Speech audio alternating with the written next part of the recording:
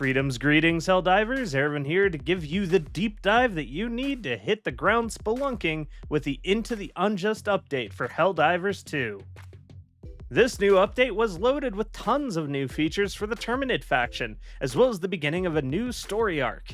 The Helldivers are now charged with spearheading an assault against the Gloom, and the new dune buggies that inhabit it. The dune bugs are a difficult new strain for sure.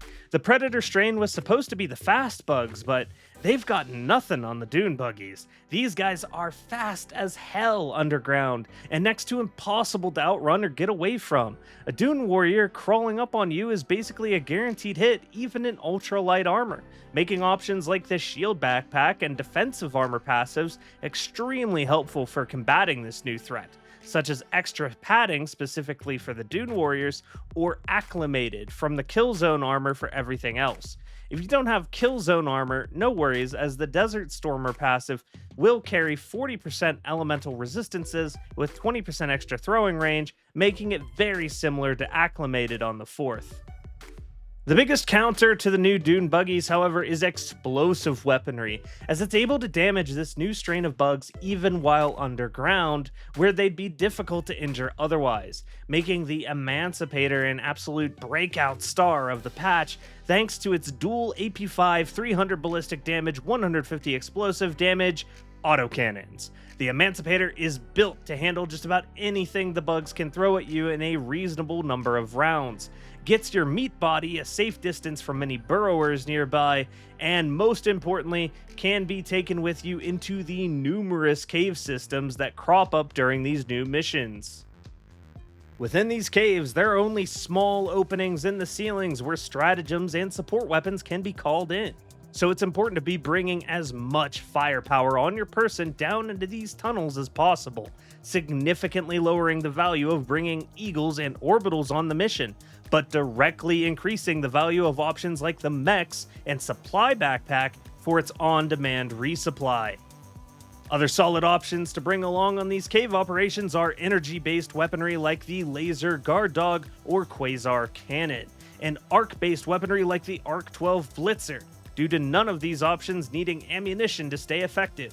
Fights down inside these caves also often break out in very tight corridors, making fire weaponry and gas grenades very effective at holding choke points with your team.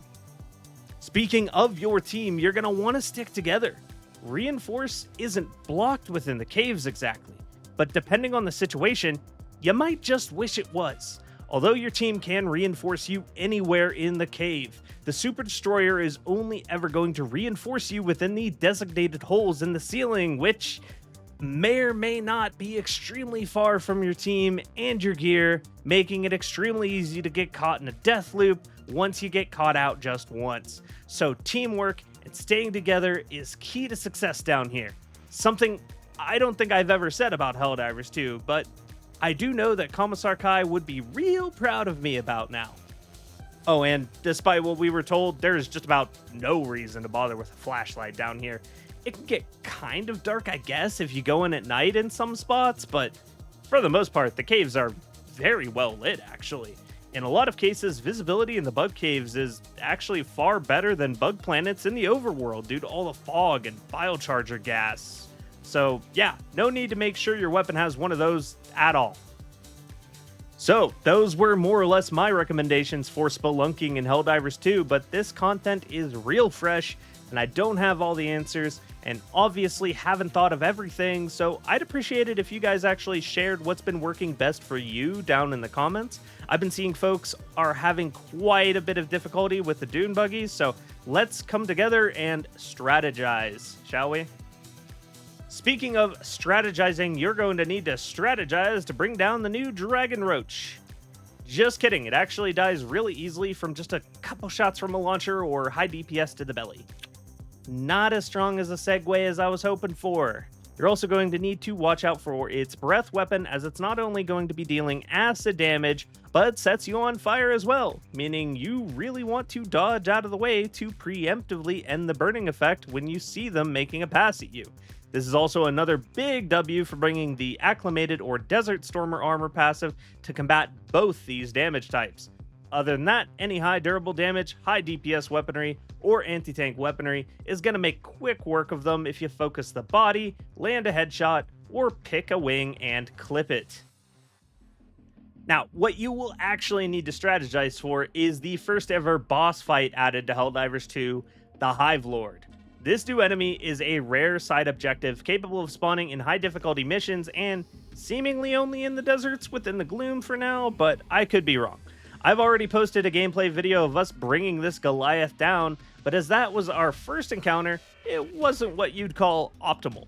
Now armed with the knowledge gained during that encounter, I can advise you on how to bring it down much quicker. There are basically 3 attacks to watch out for. The Hive Lord will erupt from the ground and attempt to flatten you. As it's so large, this is actually very well telegraphed and can be dodged by diving at a 90-degree angle pretty reliably with minimal damage to you. But it can also choose to spew a massive volume of acid in your direction.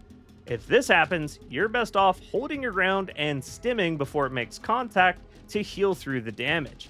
Something made even easier with the acclimated or desert stormer acid resistance.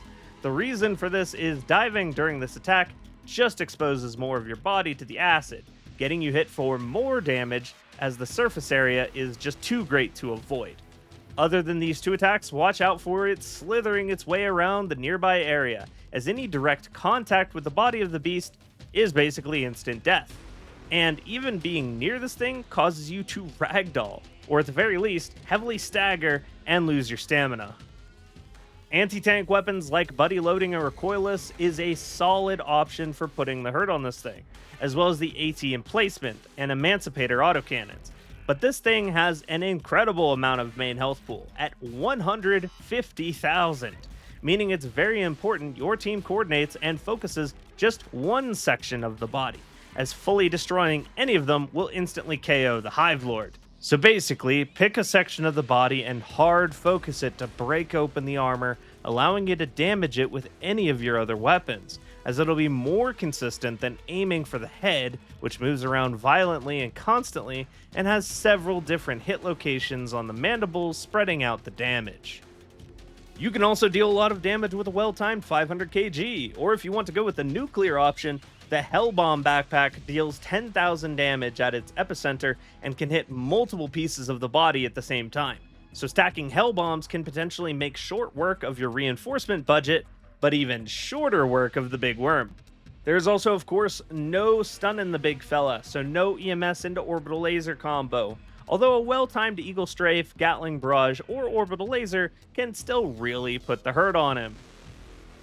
That is pretty much all the advice I've got for combating the new bugs when journeying into the Unjust in Helldivers 2. Thanks for watching till the end, and thank you to my coffee supporters who help keep the channel going. Tune in next time when we'll be unpacking the new Warbond and breaking down the gear to find out if it's worth your super credits. Do you think our boy Pelican's gonna have a stroke trying to drop my Exo in here? Oh yeah. Oh no, he just flew through the terrain. Didn't care. He's gonna drop. He's got it. Drop in the middle. No, not there, He's not gonna there, drop not it in the there, middle. not there. No! Did he just drop the mech in the hole? He dropped Yeah. my mech